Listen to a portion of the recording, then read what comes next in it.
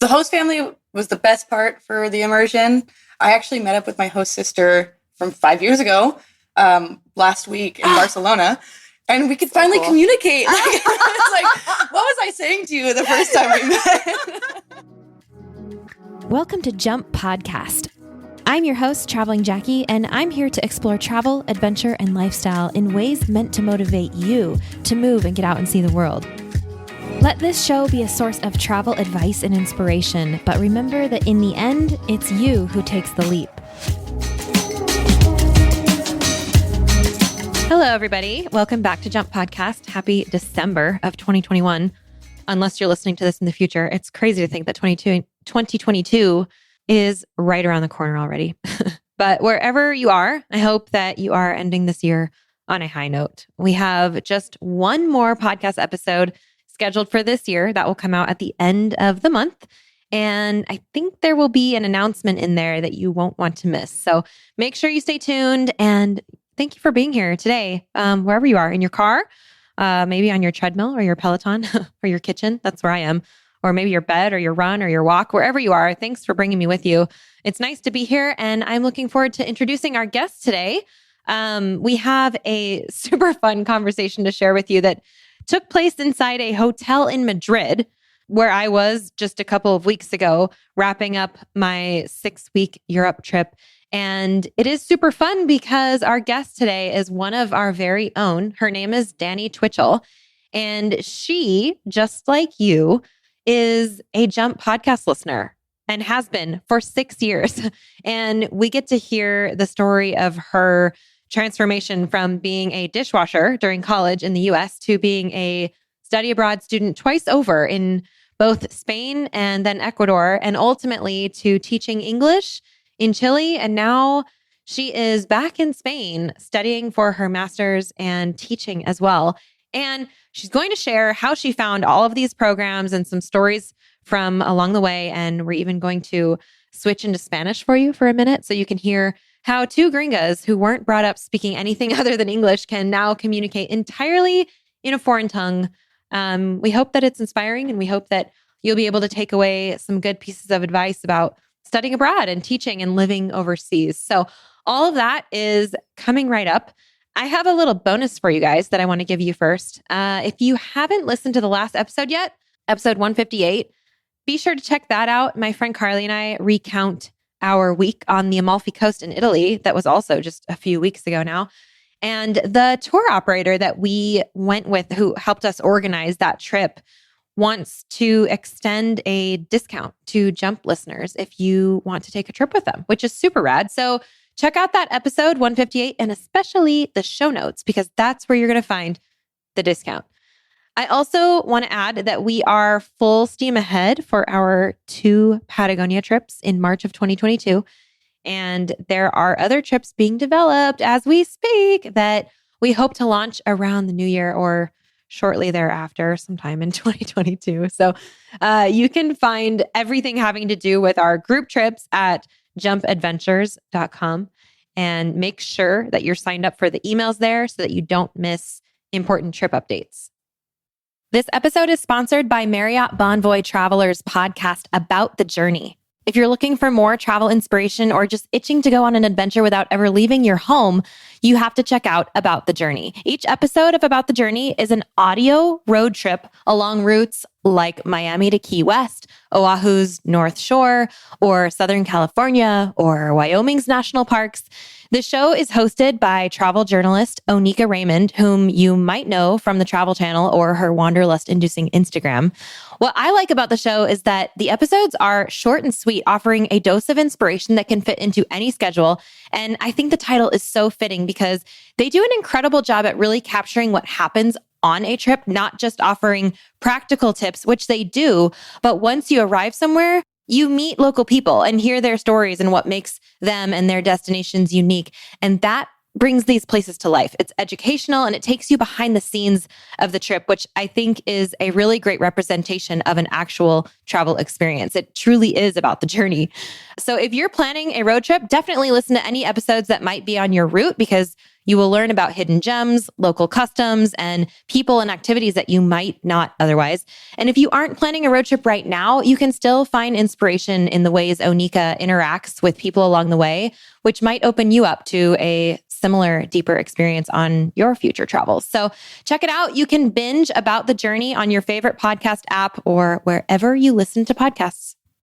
This episode is also sponsored by Turtle Fur. Turtle Fur is on a mission to inspire an outdoor lifestyle by promoting socially and environmentally conscious living and creating comfortable products for every adventure and every adventurer. And we're going to hear from Sean today for a peek behind the scenes at Turtle Fur. We're so grateful to Osprey Packs for partnering with us and supporting the podcast, so please stay tuned for more about them later on. I have an opportunity for you to join me in real life for some real travel. Here's the latest Jump Adventures update. We are going to Greece for a bike and boat island hopping adventure this May 9th to 16th, 2025, and we still have space left. Check out jumpadventures.com to learn more and book now. We're going to have a yacht all to ourselves with ensuite cabins on board, so you get to sleep in the same bed every night as we start in Athens and make our way west toward the island of Corfu. You'll have your own bike for the week, e-bike if you want one, for cycling the islands as we go, in between meals crafted by our private chef on board, and all the relaxing you want to do on the top deck under the Mediterranean sun.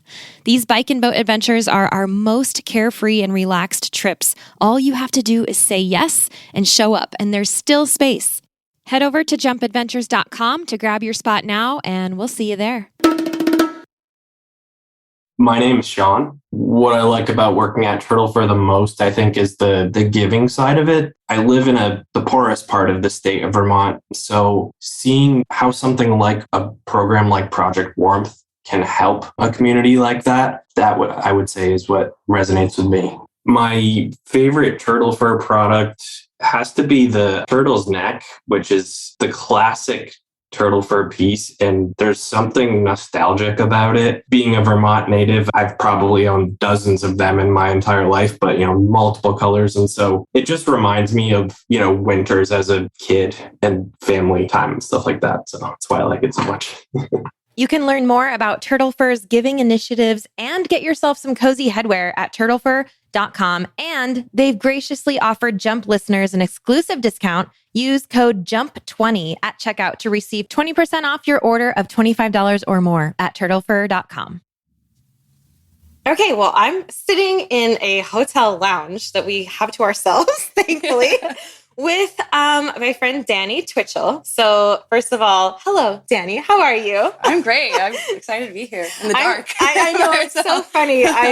We're in Madrid, and this is where Dani's living, and I am happening to be passing through right now. I have a flight out back to the States tomorrow, and I Instagrammed you a couple weeks ago. I was like, I'm coming through Madrid. Let's get together. So you let's back up for a second. Yeah, all the way to Seattle. Or 2016 is the first time that I remember you reaching. Was that 2016? So I have a confession for you, your podcast listeners, especially the people who were around in the Snapchat days, because it might have been through Snapchat, it might have been Instagram, I can't remember, where you first reached out to me. But when you guys send me pictures of yourselves or whatever, I save those things. Totally save them. They're super fun for me to see where you're listening to the podcast, what your goals are, what you liked about that episode, whatever it is. You guys send me things. I have a folder in my phone that has it used to be called Snap Love back in the day. And I'm pretty sure that's where we would find the picture of, so you sent me one. This is what I remember from you. You sent me a picture of you washing dishes, and you said, "Oh my God, that's right." That's you totally said right. Dishwasher, and you were at work. I was at work. Yeah, you were at work. I was at my washing university. dishes. And you said dishwasher, currently a dishwasher student in Spain to be. Yes, exactly. Yes. And I thought that was so cool. And I have the picture. I saved it on my phone. I totally forgot about that. And that would make total sense, because at the time it was the budget-minded traveler. So I was all I got to make money. I have to save. I know I'm going to study abroad. Mm-hmm. Yeah. Yeah. And so I remember you from then. And then I followed where did you go? I went to Spain first, But actually. where were you? Granada. In the Granada. south. Okay. So, and did you spend a semester? Yeah, it was just one semester. One there. semester. Yeah. Okay. I know. That's why, like, later on, I gotta go to the year thing, which we'll talk about. Yeah. Okay. We can talk about that. So, and how old were you when you went there? 19. 19. 19. Yay. Good for you. So that was 2016, right? It must have been. Yeah. Okay. I'm pretty sure. Yeah, it was 2016. Yeah. So this is 5 years ago. I can't believe it. That was actually, it was 2015 because I think it was the start of 2016 that I did that. Okay. Yeah. That makes sense. Yeah. Wow. Oh, cool. So, you studied abroad in Spain. Yes.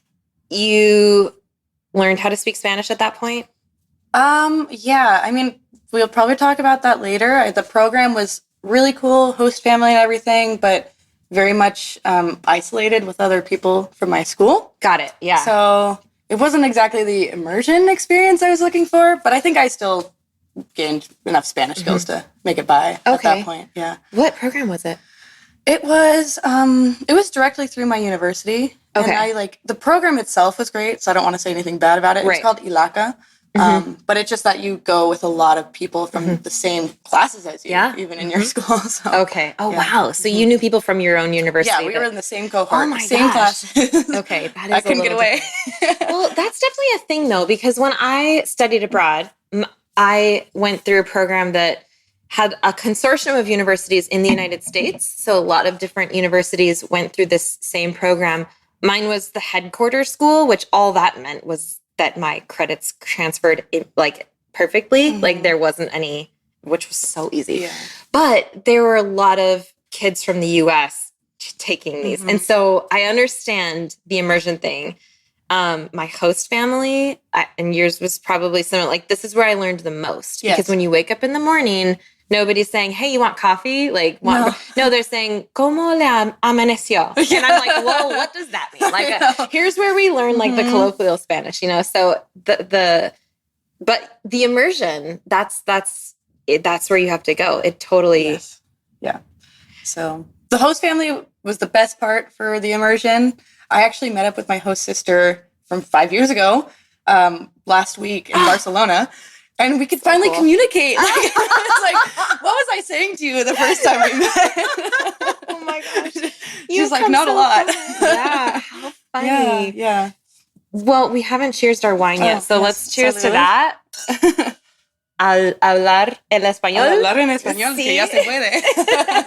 Claro. Y una cosa que me gusta es hablar un poquito en español para que nos escuchen. Sí, a mí me encanta. Ahora se puede mostrar todo lo que podemos hablar. Ahora, no sé si tengo acento de Chile o de España. A veces Un poco de todo y está bien así. Gringa nomás. Yo cuando hablo en español, la gente es que no sabe exactamente de dónde soy. Piensan algo latino, algo centroamericano, pero no saben como el punto exacto. Y depende, porque ahora cuando hablo con mis amigos en Chile me dicen que ya estás hablando como española. Oh, no. Que se pega rápidamente, ¿no? Sí. Y especialmente las palabras. Ahora digo, hostia. Pero mira, look at you. I love it. Okay, so we did that for you guys because we're two gringas here who studied abroad, who learned Spanish, who we were just talking about how our accents have changed a little bit from when we started to where we are. But it's amazing because they don't think immediately that you're from the US, do they? Or do they? I don't know. I mean, I've got blonde hair and stuff. So in Spain, it's not a bit like... Hairs. I mean, you fit right in, really. Yeah, some people don't like... I'll play a trick on people. They ask where I'm from. I would say, oh, Galicia or something like that. In Chile, I said I was from Chile. And wait how long I could go before they were like, are you sure? Yeah. I used to, there's still someone, I'm apologizing to this person, he'll never listen to this podcast, but there's still a person in Italy right now who believes that I'm from Costa Rica because, and we used to be like friends, but we were speaking in Italian because I was living in Italy then. And so he never spoke with me in Spanish. So I just totally played it off. Yeah. I have a family there and everything. No, it's really fun. It's and part of study abroad. Yeah. And sometimes it's a necessity because if in certain places you try to talk to people in Spanish or whatever language, they'll respond back in English. And you go, no. Yeah. No, just keep it going. Yeah. Yeah. Okay. Study abroad, Spain. That was not, the first place that we actually met was Seattle. It was in Seattle. Was it after that year? After you had studied abroad? I think it was, after. And I was only 20 at the time, and you wanted to meet at a brewery. Yes. So I go, how can I do this? I think we met in like the restaurant section. You snuck in, because we were definitely in there. So that's right. I hosted a meetup. Yeah. It was one of my first meetups. I think I hosted only 3 of them ever. One was in Minneapolis, one was in Seattle, and one was in Boulder. And you came to that one in Seattle, and this is really funny. I love this come full circle moment, because here we are now drinking wine together. And yes. You're 20, God, that 25 was 5 years ago. Yeah. My goodness. And but you came to my meetup, and you are an artist.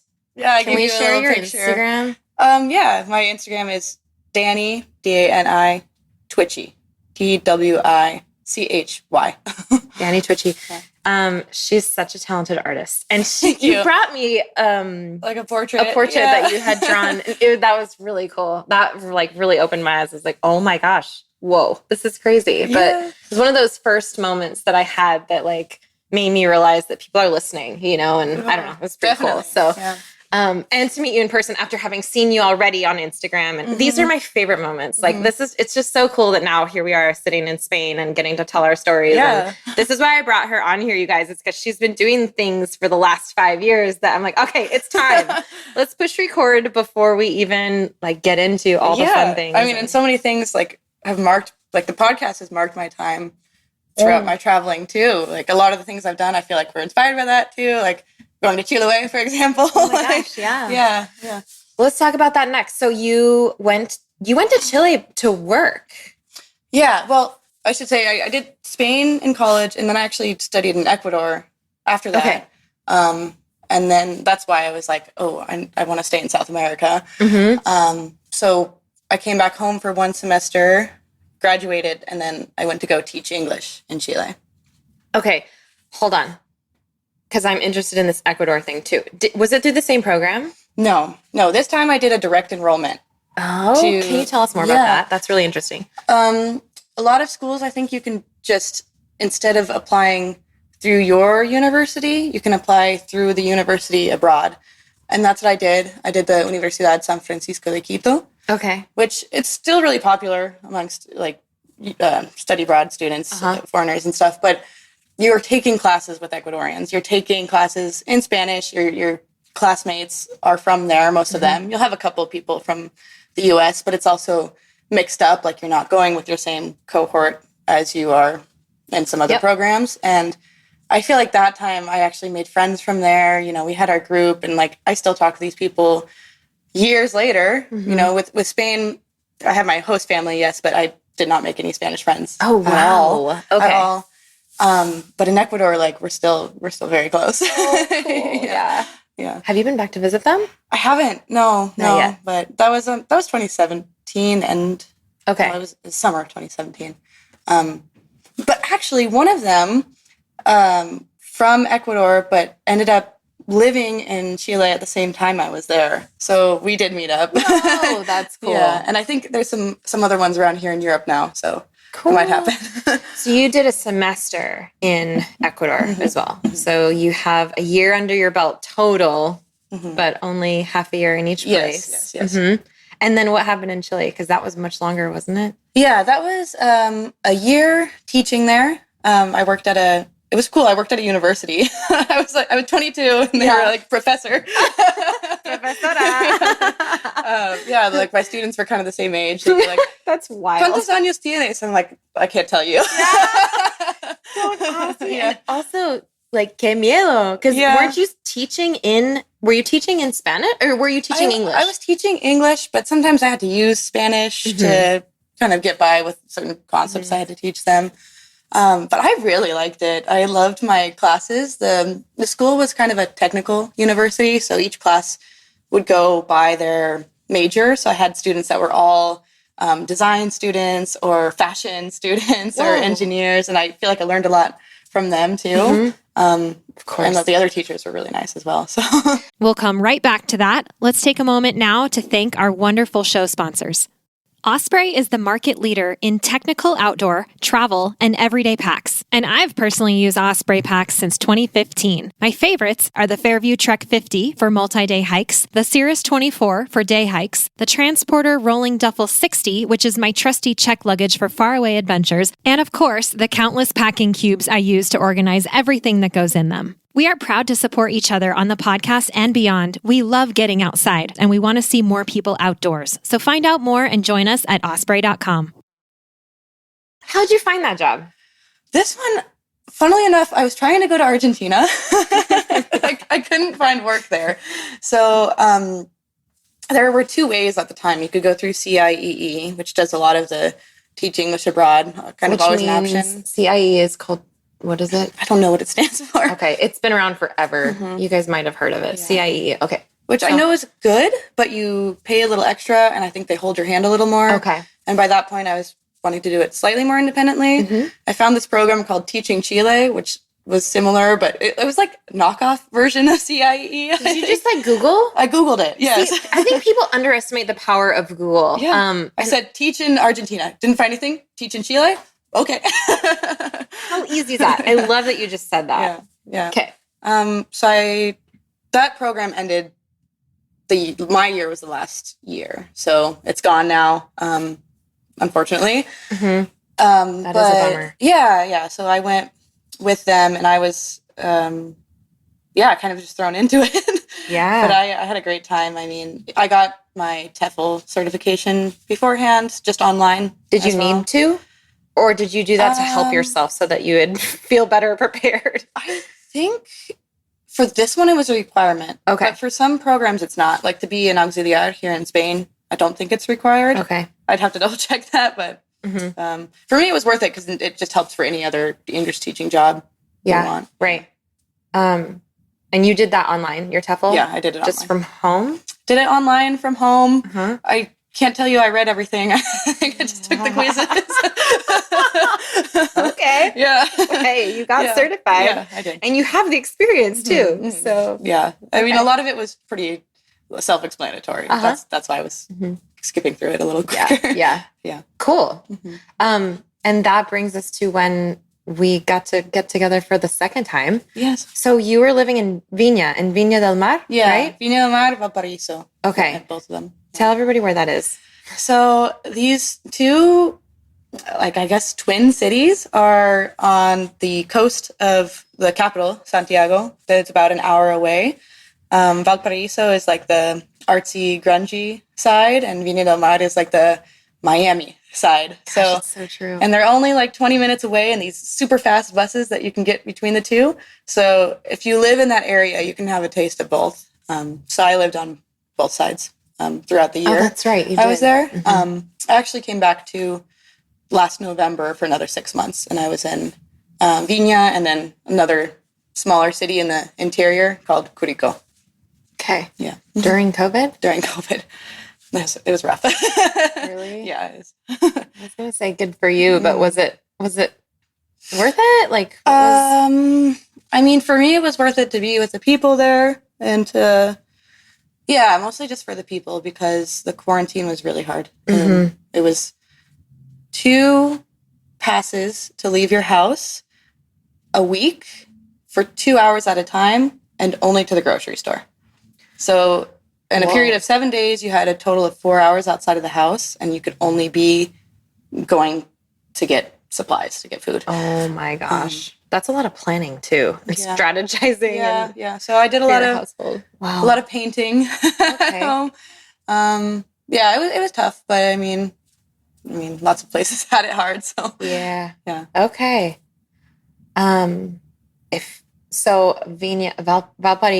have you seen Motorcycle Diaries? Yes. I always tell people, if you guys have seen Motorcycle Diaries, it's the place where the elevators are in the town. Like, you remember the coastal town where they go, I think he picks up mail. It's the town where he tells the guy that he didn't like his book, actually, in the movie. Right. But yeah, they're in Valparaíso, riding the elevators, like in the... Yeah, it's like very much a port city, like reminiscent of like San Francisco and Lisbon, but kind of with more edge, I would say.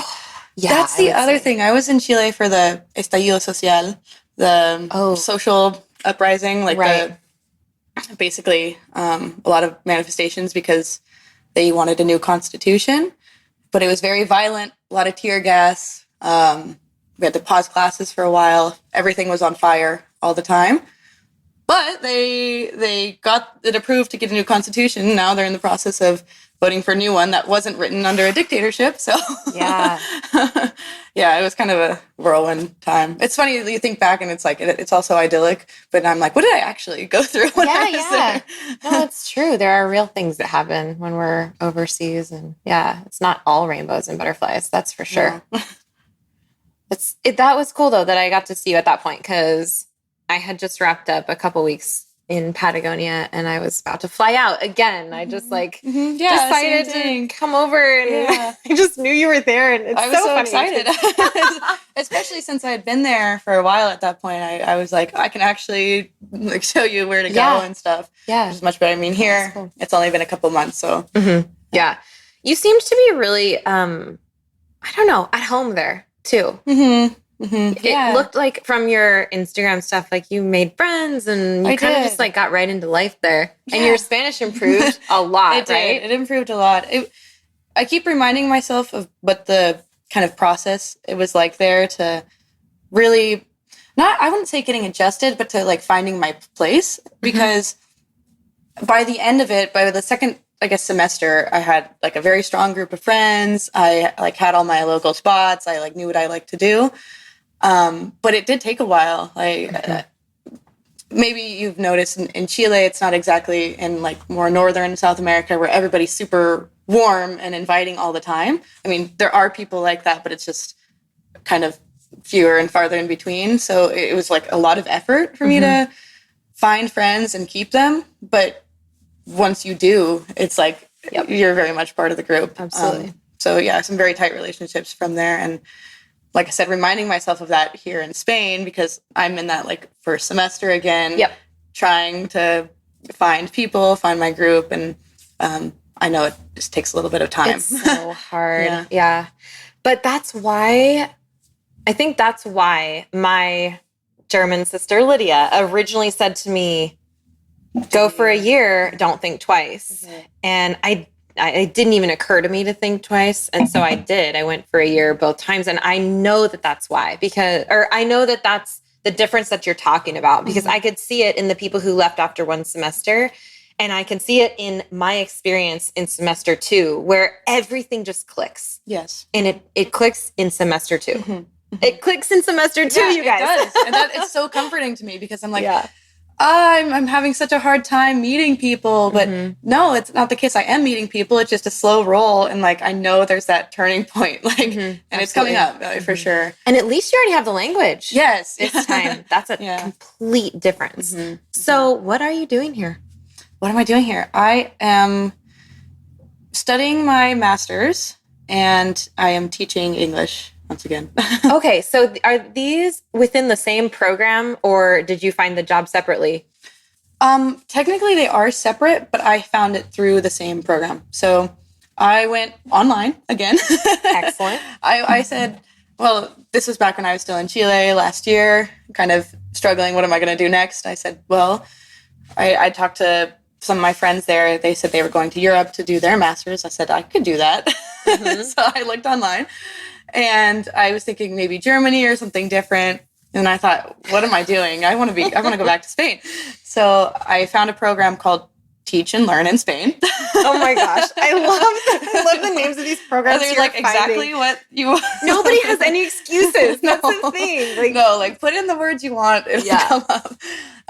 And so basically you can apply to do a certain set of options. You can do one option where you work more hours in a school, and they pay your tuition and you get a lower stipend, or you work fewer hours in the school, pay your own tuition and get a higher stipend. Okay. It's kind of confusing, but basically we know that tuition in the US, especially for a master's, is somewhat out of reach. Yeah. And here it's like not bad at all. So I chose the second option. So I work 16 hours in an elementary school teaching English. And then I have classes on Fridays for my master's, which are about 5 hours long. On Fridays? On Fridays. You have 1 day a week of school for your master's program? Yeah. And it's just 1 year. It's what? And what are you studying? Global higher education. Okay. And what does that mean? It's basically everything to do with internationalization of schools. So either how you can make a university more international with having teachers from around the world, or different programs that are related to studies outside of the country in question, US probably in my case, and everything related to study abroad. Wow. Whoa. Yeah. So you could, I mean, if you want to, if it aligns with what Dani wants to do, eventually you could become like a director of a study abroad program or something like that. Yeah, that's the goal. Really? Yeah. Cool. Oh my gosh. Yeah. I mean, I know it's a tough field, especially now, but the cool thing, like the reason I wanted to do this program is see what other options there are to work in similar fields too. So kind of anything related to it or that ultimate goal both sound good to me. Yeah. I'm stoked. I'm just sitting here like, this is great, because you are the kind of person that we need in positions like this, you know, with the experience and the energy for it and the love of the language and the passion to travel and all of that. And I so believe in study abroad. Yeah. I'm such a, you know, I'm a huge fan. Yeah. So, and it's everything I wanted to change about my other experiences that I thought, you know, could be better, or could be more immersive, or could be in places that people don't think to study abroad as much. I mean, I'd love to organize more programs in South America once things are evened out a little bit. Yeah. Yeah. Cool.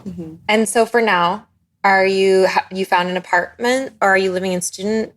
Yes, I found an apartment. I live with 6 other people. Oh my gosh. The pay for living in the center of Madrid, it can be difficult, but I think it's worth it. I think of people who go to like New York or something and live in a closet, and my room's fine. My roommates are great. You have your own room? Yeah, I have my own room. That's good. That's great. Yeah. I'm like, oh man, I am so past living with people. I know. I thought I was too, but after going back home to be with my parents during the pandemic and stuff, I thought I can do it. It's okay. Yeah. And are the other people that you found to live with, are they all like independent professionals as well? Yes. Okay, Yes. cool. Yeah, they're either students or working. Had some strange coincidences. Well, one of my roommates are Spanish, the other one's French. And then 2 of the other ones are from the US as well. Oh. One of them, I met her one of the nights the night that I moved in the kitchen. We're like in our pajamas and like, hey, how's it going? What program do you do? Oh, I do this. I do this. Okay, cool. All right, I'm going to bed. See you tomorrow. The next day was the Friday, so I went to my university class. There's lots of different classes in my program, but I'm in the global higher education one. And because of a train strike, I got there late to my first class, so I missed all of the introductions. And as we're leaving, I'm walking in a group of 3 girls, and we're introducing ourselves again. And one of them tells me that she's been here for a year and a half, but she had gone home for COVID. And I say, oh, that's interesting. My housemate told me the same thing. She goes, what's your housemate's name? I said, I don't know. Let me get my WhatsApp and look in the group. And then I hold my phone up to her and I go, you're my roommate. Wait, you guys didn't recognize each other? Thank God it wasn't just me.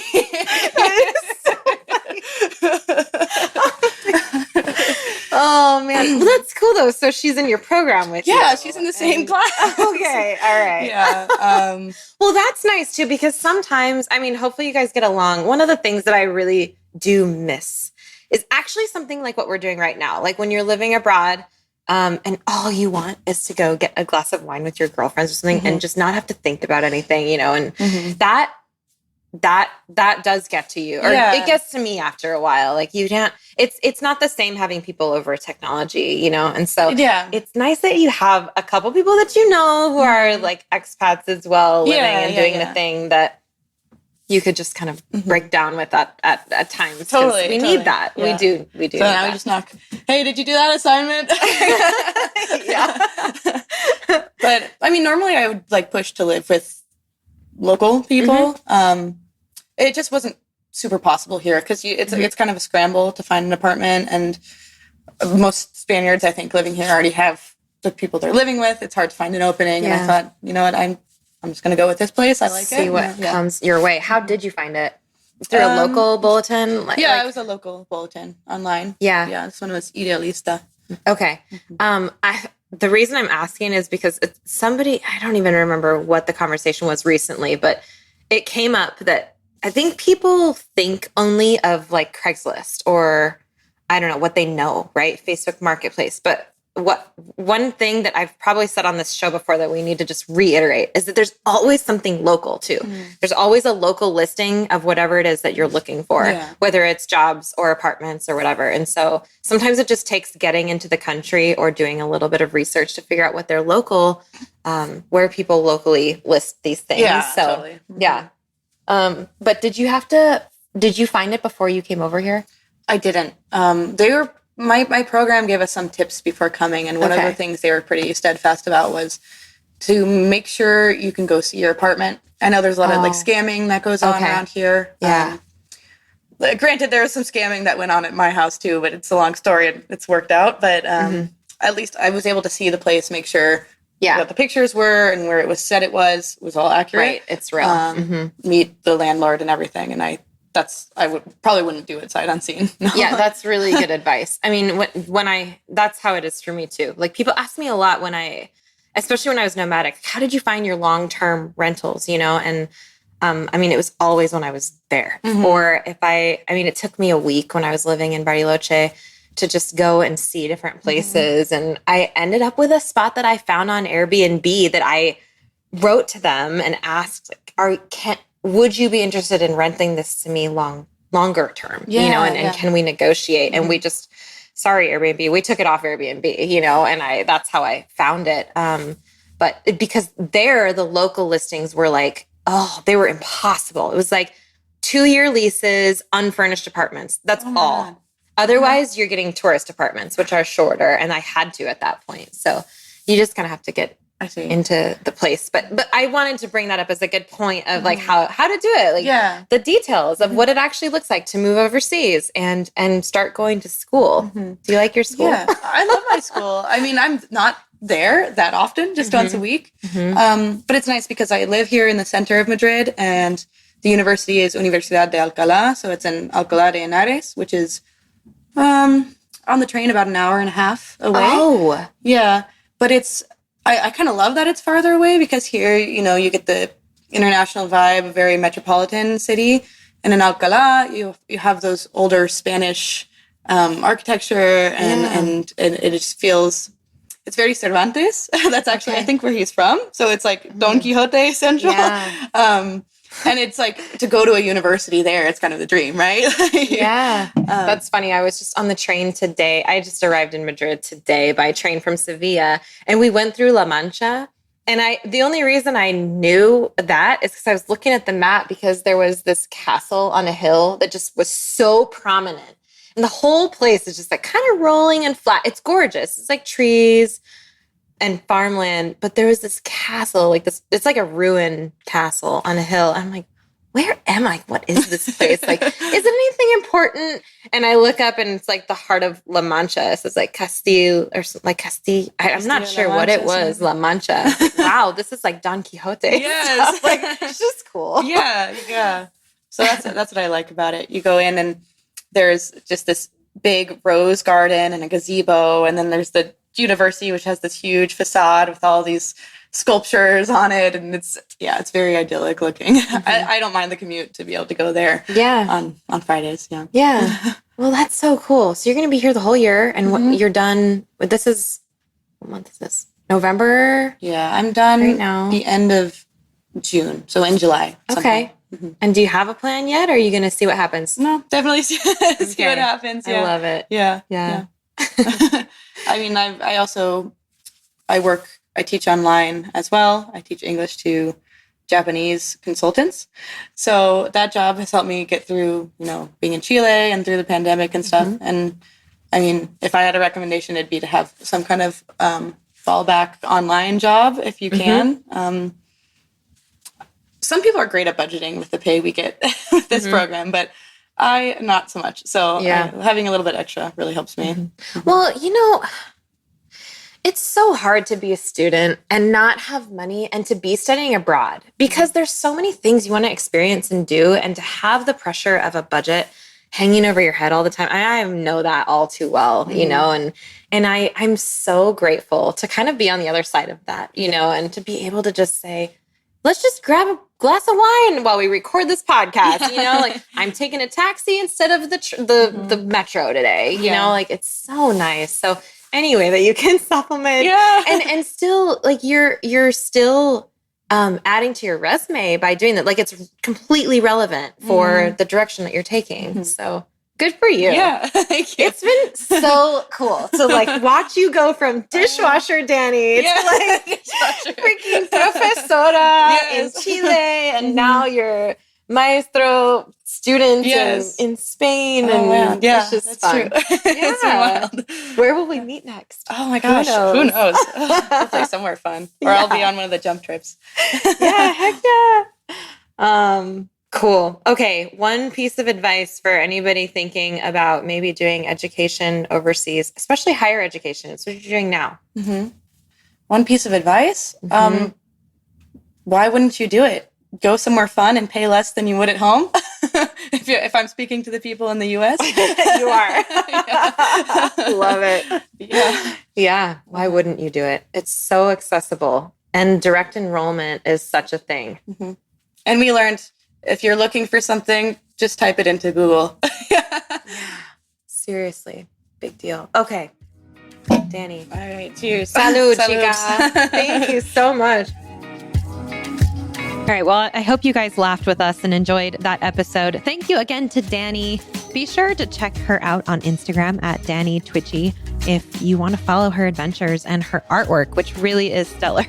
And you can find me at Traveling Jackie and our new account at jump.adventures on Instagram. Connect with us by signing up for updates at jumpadventures.com. That's where you're going to find, how many spots are left, what's available, what we are doing next in this arena of traveling together as a group, which is super rad.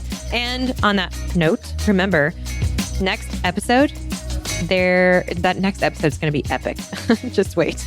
There's going to be an announcement in there that you don't want to miss. So thank you so much for being here. Stay safe, stay healthy, and we will talk to you soon.